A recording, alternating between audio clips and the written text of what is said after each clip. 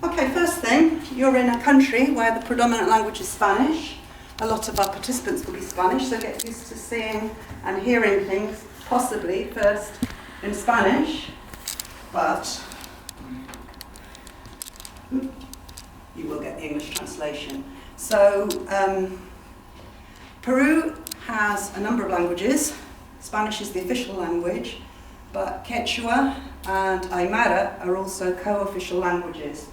And so when we're going to talk about Quakers in Peru and Quakers in Bolivia, we're essentially talking about members of the Aymara community. So they come from the Aymara ethnic group, by and large, and so that doesn't recognize a political boundary, so they're from both Peru and Bolivia. And I'll tell you a little bit about how there are Quakers in Peru, because the reason there are Quakers in Peru is because there are Quakers in Bolivia.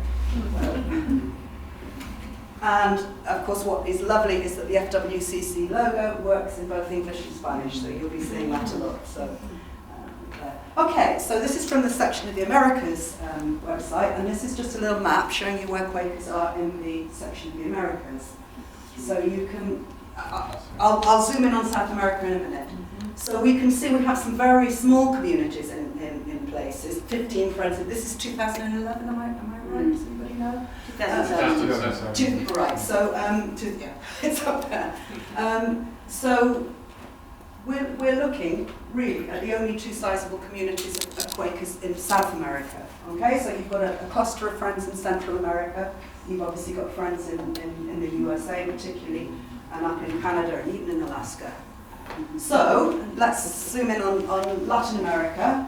You can see we've got a lot more Quakers in Bolivia than we have in Peru. Okay, so Quakers are very, very thin on the ground in Peru, but they're not spread throughout the country, they're in the south. So they're geographically, because culturally they come from the Aymara community, so they tend to be from the south, and actually not from Pisac. Okay, not from the area we're going to be. It's not an area where there are Quakers. Peru itself is, it's a country of three regions. So you have the coast, okay, where Lima is situated. You have the Andes, you have the mountains in the middle, and then over to the east you have more tropical conditions. Okay, so we are going to be, you can see there's Cusco. You'll see it spelled with Z's and C's. Spelling depends on where you come from. In Latin American Spanish, there's no difference in sound between a Z and an S, and sometimes a C. So spelling can be fairly flexible. Pisac is spelt with a K. If you take it from the original Quechua, which is so that the K became that, but you'll see it mainly with a C. So, you know, you think, is this the same place? Yes, it is. Okay, so we're looking at this area down here. Okay, here's Lake Titicaca, which is the boundary between Peru and Bolivia, and it's from around that area that Quakers come. Okay, so this is taken from Wikipedia, from the page. They've got a very interesting page on the Aymaran languages, and that shows the extent of speakers of Aymara. So the Aymara community, and please do not ever refer to them as Indians, as you will see in certain, because the word in Spanish, indio, was wrongly used in the first place by Columbus and so on, because they thought they'd got around the world.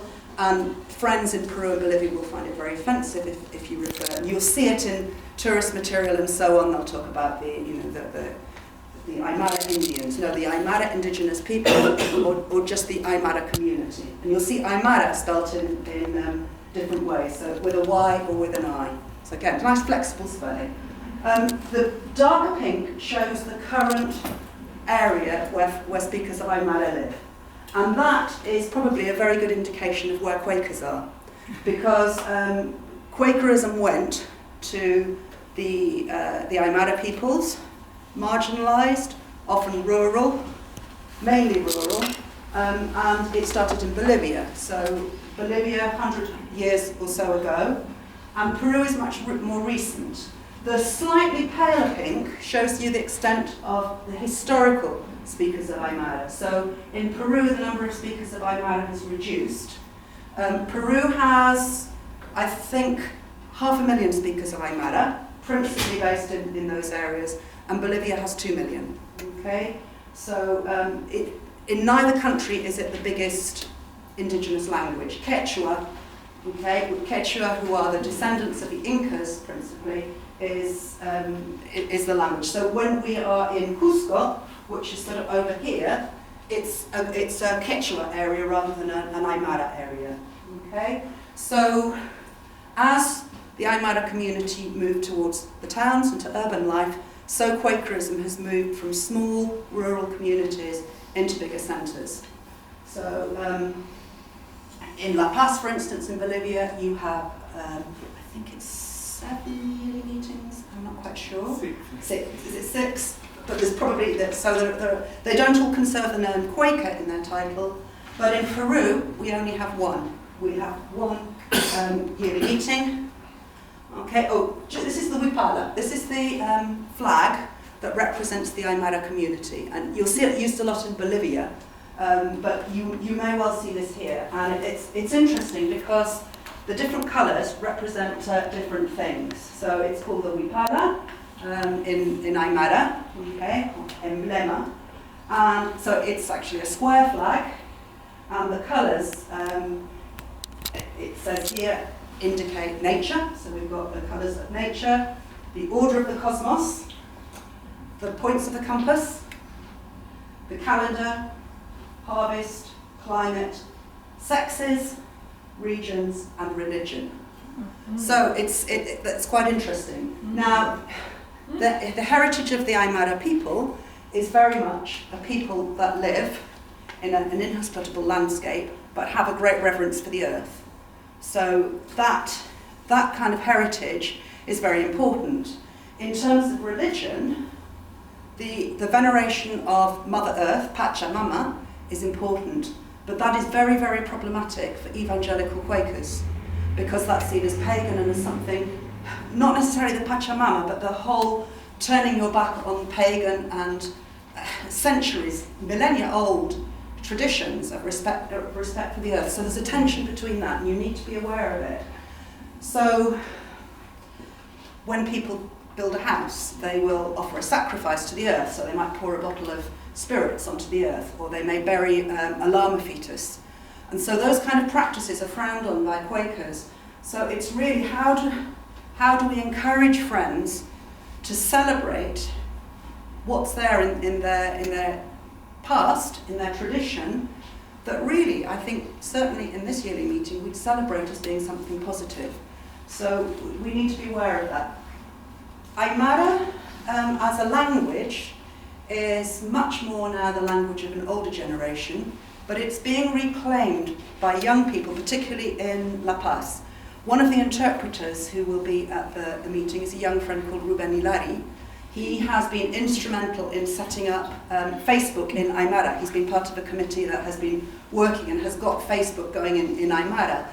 And so there's this idea of reclaiming your culture and your language. So young urban Aymara are now saying, this is our heritage, we're very proud of it. You will find that all the younger friends there will speak, if they speak Aymara, they'll speak Spanish as well. But there are many, many young friends who've lost the Aymara. And this is something that there's certainly a movement to revive. So you will see that flag, and I think it's a wonderful flag. You'll be able to buy flags when you're there. Okay, so we are going to be there at the invitation of INELA, Iglesia Nacional Evangélica, okay, Los Amigos de Peru. This comes out of the same yearly meeting in Bolivia. So in Bolivia we have different flavours of Quakerism, of evangelical Quakerism. So we have Holiness yearly meetings, we've got INELA, we've got a number of others. They're not all affiliated to FWCC. INELA Bolivia took Quakerism to Peru. So think back to Lake Titicaca, so they went from just one side of the lake to the other side. So the sort of strongholds of Quakerism are really just on the border between Peru and Bolivia. again, it's spread, but only to southern cities. So in Tacna, which is nearer the coast, in Arequipa, in Puno, and in a small town called Ilave, which is actually the headquarters of the Friends Church there. This is the place where Quakerism started in Peru. It's quite close to the border with Bolivia, and think Pendle Hill. These were called the Devil's Rocks, Las Piedras del Diablo, and this was where the Peruvian authorities told Quakers that they could go and preach. This was back at the beginning of the 60s, so we're talking about a history of about 50 years of Quakerism in Peru. And they thought, well, this won't work because these are the Devil's Rocks. The local community was scared of them and wouldn't go. So Quakers set up there with a few megaphones, and what will happen to them there at the Devil's Rocks? And gradually they saw things didn't happen, and so the Quaker community sort of began there. So you can see there's a plaque just marking Inela, okay?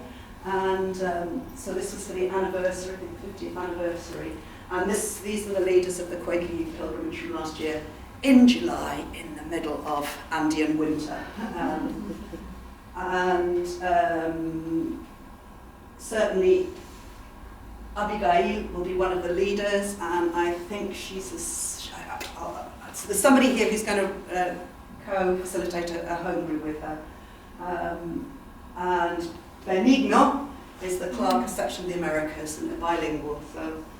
So anyway, that's where it started. So they did move before long into churches. They started building churches.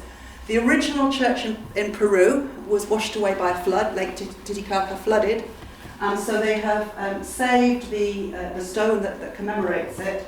So what have we got? It's 1961, I think, Octubre. So October 61, the first Quaker church was built in Peru. So Friends tend to come from rural communities up on the Altiplano. If you've visited Bolivia, this is Peru, but Bolivia is very, very similar.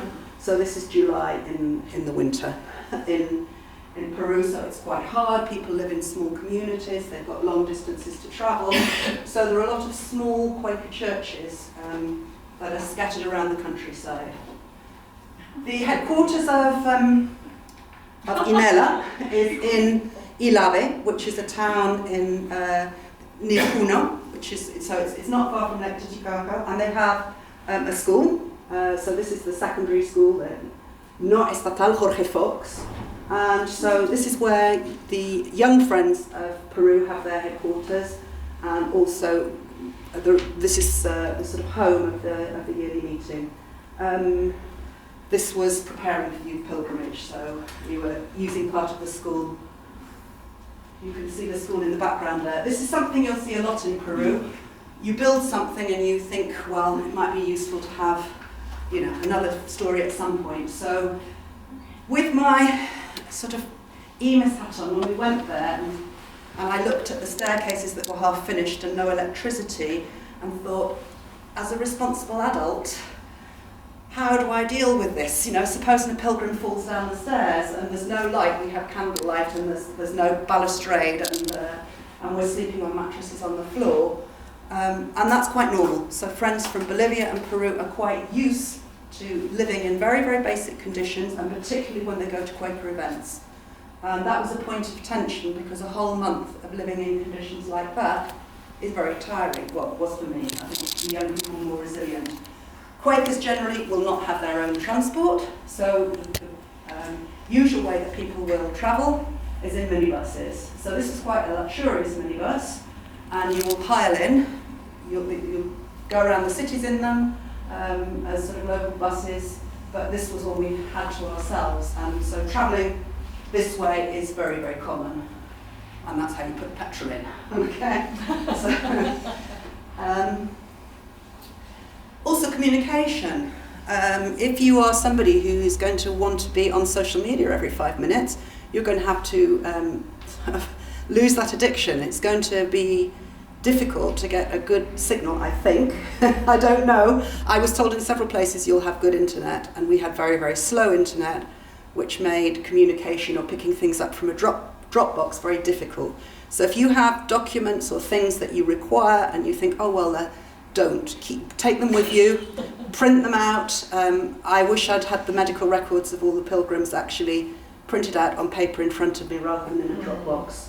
You can see, this is the Inela telephone, this was the youth pilgrimage telephone, and this is Manuel Catachura, who was the first woman clerk of yearly meeting in Peru. And she was in Dublin in the triennial in '97. First time she'd been to Lima, and the first time she had left the country. I think she's on the local planning committee. Yeah. And there we are. That's quite an empty bus with some of that's the Bolivian pilgrims on it. This is before we picked up the others. And again, well, how do you get around by roads? Roads generally are very good. We're going in the rainy season, and the rainy season is when this kind of thing happens. So some incredibly engineered roads around the place, but frequently travel can be disrupted. So travel can take a long time. If you're traveling by bus, we traveled 100 kilometers in 4 hours.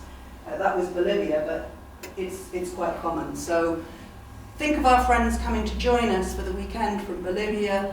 They will have difficult journeys in small, crowded minibuses. Right, so what about the home life of Lotte? This is the home of a friend in Arequipa, Quaker in Arequipa, and this, as you can see, gives you the possibility to extend, and it's shared by various members of the family. So my son's an architect, and when I showed him some of the pictures of some of the buildings, and the thin walls, and you basically build things yourself.